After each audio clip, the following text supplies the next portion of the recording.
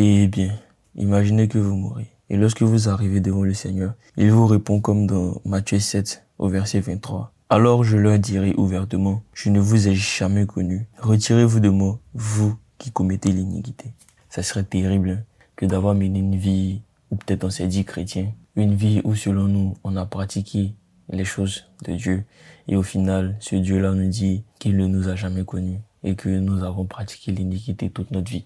Eh bien, je dirais que c'est pour éviter une telle déception que Dieu a placé sur terre des gens en qui il met son savoir, des gens à qui il confie ses sagesses et il a donné la responsabilité à ces personnes-là de conduire son peuple dans sa parole et dans sa vérité.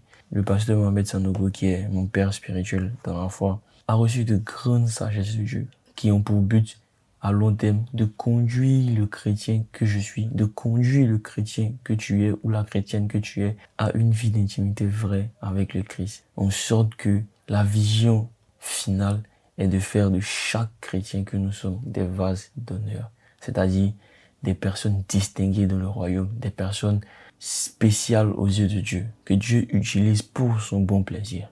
Rentrons sans plus tarder dans notre message et partageons un petit temps dans la parole de Dieu ensemble. Je vais faire cette prière que Moïse t'a adressée. Lorsque tu lui avais dit que tu allais envoyer un ange pour les faire entrer en Canaan. Il a dit, Seigneur, non, pas un passage. Shalom à toi mon frère, shalom à toi ma soeur. Que la paix de Dieu soit sur ta vie et dans ta maison. Bienvenue dans ce temps que nous allons passer ensemble, où nous allons parler de la parole de Dieu, où nous allons partager des sagesses divines ensemble et méditer sur quelques passages bibliques. Il faut savoir que tout ce que je vais dire, je ne les invente pas. Ce ne sont pas mes propres enseignements, mais ce sont des révélations que Dieu a fait à mon père spirituel, le pasteur Mohamed Sanogo. Il a condensé ces révélations-là dans des livres qui paraissent chaque mois, à l'intérieur desquels il y a des messages, des enseignements quotidiens que chacun d'entre nous peut méditer. Donc je vous invite, ceux qui ont la possibilité de se rendre dans les différents points de vente, je pense qu'il y en a à la FNAC, mais principalement dans les églises vases d'honneur, de prendre ces livres-là qu'on appelle les boosts quotidiens qui vont te conduire dans une intimité vraie avec Dieu. Le message du jour ici, c'est pour inciter quelqu'un à avoir une soif de Dieu, une soif vraie et pure de Dieu.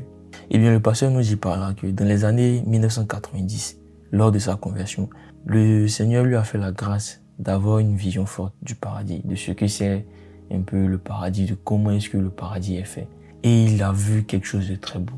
Il a vu des choses qu'il n'arrive pas à expliquer, des choses dont le vocabulaire présent et actuel ne peut pas permettre de mettre des mots dessus. C'est des choses vraiment extraordinairement belles. Il était dans un état de satisfaction totale, dans une paix, un bonheur inexplicable. Et pour ma part, j'ai eu à faire un rêve aussi, où je me suis retrouvé dans un endroit un peu similaire, mais c'était tellement paisible. Je ne suis pas allé plus loin comme lui, mais j'ai eu à voir quelque chose de vraiment paisible. Et je pense que c'est un peu ça que le Seigneur veut nous faire passer. Dans un monde de troubles où il ne règne que le péché, il ne règne que les gens méchants qui n'aimeraient pas avoir un peu de paix.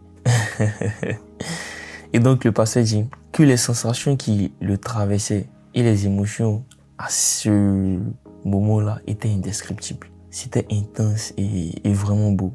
À la fin de sa vision, il a juste décidé de demander à Dieu, Seigneur, mais qu'est-ce que je fais encore sur la terre? Prends-moi, parce que tu viens de me montrer un endroit qui sera mon partage après la mort, un endroit de paix, de bonheur. Mais prends-moi en même temps. Là, je viens de me convertir. On est dans les années 1990. Voilà, je viens de donner ma vie à Jésus. Qu'est-ce que je fais encore sur la terre? Prends-moi et emmène-moi dans cet endroit-là. Et c'était ça sa prière. Il ne faisait que demander ça à Dieu. Seigneur, prends-moi, envoie-moi au paradis. Prends-moi, envoie-moi au paradis. Ne vous dites pas que c'était une prière qu'il a faite de manière succincte comme ça. Cette prière, il l'a fait pendant de nombreuses années. Jusqu'au jour où Dieu lui répond maintenant. Avec deux choses. Premièrement, une révélation sur une sagesse qui est contenue dans la Bible. Et deuxièmement, encore une autre vision. Je vais commencer par parler d'abord de la vision et ensuite de la révélation qu'il a eue. Dans cette vision, Dieu lui a fait, cette fois-ci, la grâce de pouvoir voir un peu à quoi ressemblait l'enfer. Et il a dit que c'était d'une telle majesté. Excusez-moi du thème, mais c'était horrible.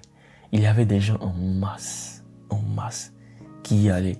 Cela me donne envie de vous partager un des versets bibliques qui longtemps, pendant, je dirais une semaine à peu près, je faisais que lire ce passage à chaque soir. Parce que c'est d'une telle vérité. On est toujours dans Matthieu 7, à partir du verset 13 cette fois-ci. Il dit, entrez par la porte étroite, car large est la porte, spacieux est le chemin qui mène à la perdition. Et il y en a beaucoup qui entrent par là. Mon frère, ma soeur, tu m'écoutes actuellement. Toi-même, tu vois un peu ce qui se passe dans le monde. Regarde un peu la perversion qui règne. Regarde un peu le malheur, la désolation qui règne. Regarde un peu comment les hommes sont devenus mauvais.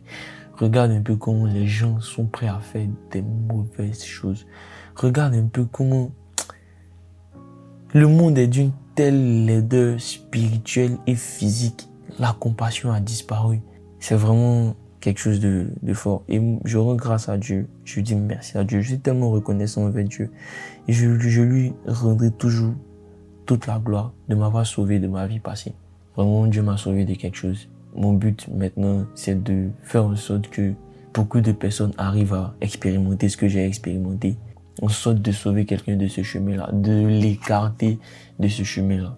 Un jour, j'ai regardé une vidéo, ça illustrait un peu ce qui se passe actuellement. On voyait une foule de personnes qui étaient scotchées sur leur téléphone. Au bout du chemin que toutes ces personnes ont pointé, il y avait un grand fossé et toutes ces personnes qui étaient scotchées sur leur téléphone ne faisaient que tomber.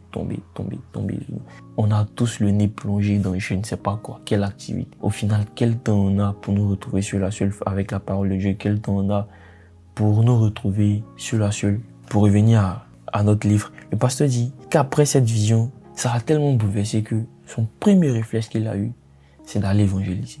Il est sorti pour aller évangéliser. J'imagine un peu le poids de ce qu'il a pu voir. Donc la vision, c'était la première révélation. Et la deuxième révélation, c'est quelque chose qui est dans la parole de Dieu et dans la Bible. Dans le livre d'Exode, au chapitre 33. Dieu s'adresse à Moïse et il dit à Moïse, construis-moi un tabernacle. Ce tabernacle-là est, comment on va dire, une représentation spirituelle, en fait, de notre marche avec Dieu, de notre évolution avec Dieu, de comment nous évoluons de notre vie de péché jusqu'à la sainteté avec Dieu. Et lorsque le pasteur a eu ces deux révélations, il a dit, waouh, Seigneur, je comprends maintenant pourquoi il n'est pas temps pour moi de quitter la terre comme la prière que je te faisais, mais d'envoyer mon frère, d'envoyer ma soeur, d'envoyer quelqu'un à avoir aussi ces révélations-là et lui aussi parvenir à une intimité vraie avec Dieu. Car, mon frère, ma soeur, il n'y a rien qui pourra te faire accéder au paradis, il n'y a rien qui pourra te faire accéder au royaume de Dieu si ce n'est l'intimité avec Dieu. Bien sûr, en passant par Jésus, en croyant premièrement à Jésus pour avoir le salut. Par ce message, je veux inviter mon frère, je veux inviter ma soeur à rechercher Dieu, à avoir une soif de Dieu. Dans les épisodes qui vont suivre, on parlera en détail du tabernacle de Moïse, mais quelle révélation! C'est un temple qui a été construit par Moïse sous instruction de Dieu et qui contient trois grandes parties. On a le parvis extérieur, la première partie du temple, le lieu saint, et la deuxième partie, le lieu très saint. Nous verrons ensemble comment Dieu nous conduira à travers sa parole vers une intimité profonde. Je prie donc que Dieu te bénisse et que sa parole te conduise tout le temps. Au nom de Jésus. Amen. Pas un pas sans toi. Je ne veux rien sans toi. Je ne veux rien sans toi.